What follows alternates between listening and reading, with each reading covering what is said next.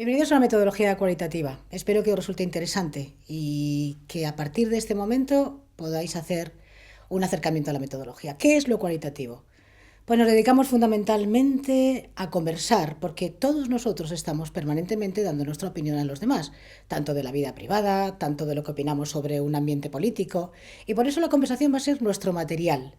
¿Y cómo lo hacemos? Pues muy fácil. Todos conocemos una lengua y nos entendemos en un idioma común. Ahora lo que nos interesa especialmente es saber qué uso se hace de la lengua. ¿Qué significa esto? Significa fundamentalmente que el uso que hacemos de la lengua adquirimos nuevas palabras y además las elegimos para hablar de lo que pensamos. Sí, nos vamos a meter justo en lo que piensan las personas sobre sí mismas, sobre la familia, sobre el ámbito político, sobre todo lo relacionado con lo que les interesa. Ahora bien, una primera tarea. Vamos a distinguir hechos y significados.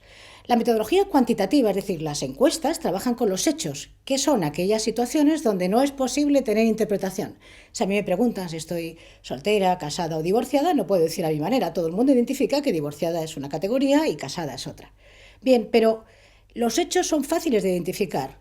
Lo importante es que nosotros trabajamos con los significados. ¿Y qué es un significado? Lo que yo vivencio de lo que me ocurre. Lo que supone para cada uno, por ejemplo, una ruptura de pareja. Os he puesto esta imagen porque es muy clara. Una ruptura puede ser absolutamente sobrellevada en 5 minutos o en 20 años. Es decir, la parte íntima de los sujetos es lo que nos importa averiguar. Por eso el proceso cualitativo tiene todas estas vertientes. Tenemos que saber muy bien qué queremos conocer y además saber que somos unos captadores de la vida privada de las personas. Nos vamos a sentar con ellos a conversar. Y para conversar con ellos primero tenemos que hacer un buen diseño de lo que queremos conocer. Y conocer implica el tener en cuenta que estamos ante una persona que tiene que abrirnos su forma de pensar. Por eso utilizamos muchas técnicas que facilitan esa forma de pensar. Os hemos puesto un gráfico que vais a ver cómo es la complejidad en la medida que tener en cuenta muchos elementos nos va a facilitar muchísimo nuestra tarea. Como veis, estamos en un elemento absolutamente complejo. ¿Qué implica esto? Que si yo hablo, por ejemplo, de rupturas, tengo que saber qué supone para la familia, qué supone para mis amigos, qué supone para mí. Si yo hablo, por ejemplo, de la vivienda, no solamente en términos cuantitativos los hechos, si tengo o no tengo vivienda, sino qué implica el tener una vivienda. ¿Me eleva la autoestima? ¿Me eleva la credibilidad? ¿Puedo presentarlo como solvencia para conseguir una beca para mi hijo o todo lo contrario? Es decir, en este sentido, el utilizar todos los elementos de la investigación cualitativa va a suponer una infinita posibilidad de acercarnos a lo que los sujetos sienten y, por supuesto, a la variedad de sentimientos que pueden tener los sujetos frente a un mismo hecho. Como veis, en la investigación cualitativa, dado que trabajamos con lo íntimo y con lo personal y con los significados y cada uno da lo que le ocurre, es importantísimo mantener una ética, es decir, saber que estamos entrando en un terreno delicado, lo delicado que supone el que uno hable de sí mismo desde lo más estrictamente personal.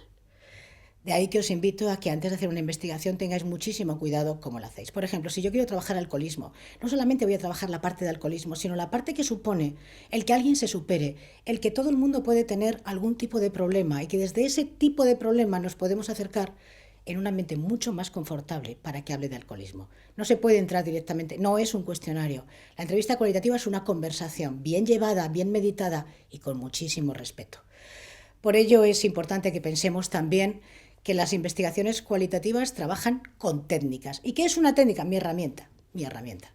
Es decir, que me puedo aproximar, si tengo que trabajar la vivienda, pues voy a hacer un estudio cuantitativo. ¿Cuántas viviendas?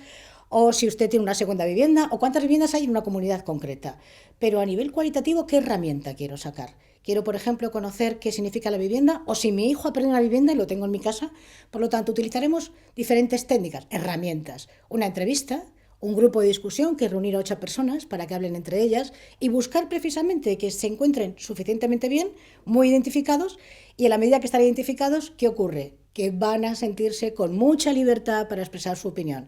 Y ahí vamos a tener la posibilidad de captar conversaciones. Trabajamos con conversaciones. Trabajamos además con la capacidad que tiene un sujeto de expresarse. Es fantástico, es absolutamente apasionante trabajar con conversaciones. Ahí tenéis todas las técnicas que podéis incluir y que van un poco relacionadas necesariamente con lo que vamos descubriendo en la investigación.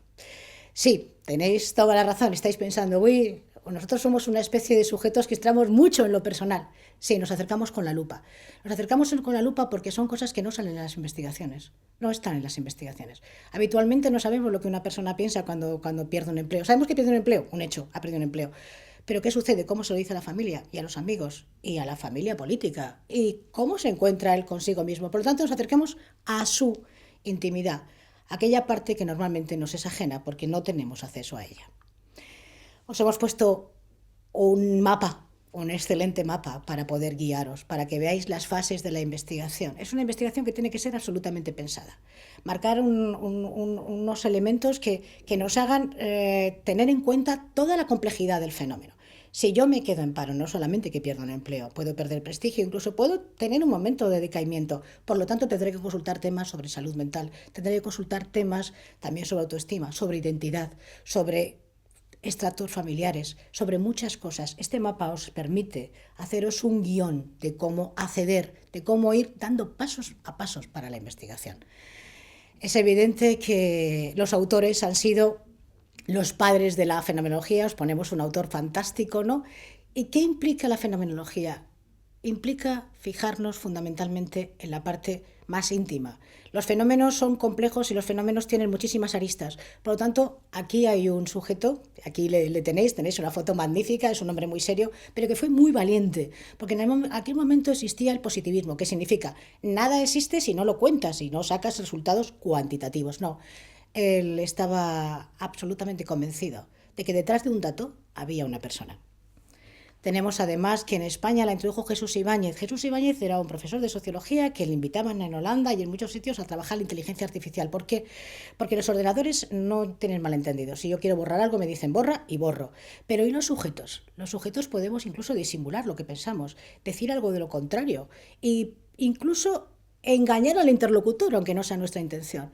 Por eso Jesús Ibáñez trabajó con publicistas que son capaces de crear una narrativa, de meterse en conversaciones y de saber cómo los sujetos piensan, es decir, directamente en lo íntimo. Y Jesús Ibáñez lo llevó a la universidad. Empezó en la Complutense. Lamentablemente ya no está entre nosotros, pero su obra sí.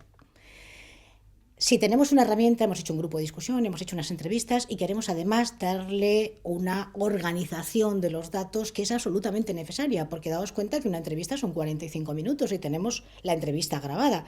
Después esa grabación la podemos simplemente oír o la transcribimos, es decir, demasiadas complicaciones. Bien, aquí hay unas herramientas fantásticas para que se puedan ordenar los datos y de ahí sacar conclusiones, que piensan no una persona, sino muchas personas cuando tienen problemas con la vivienda o tienen problemas con el empleo.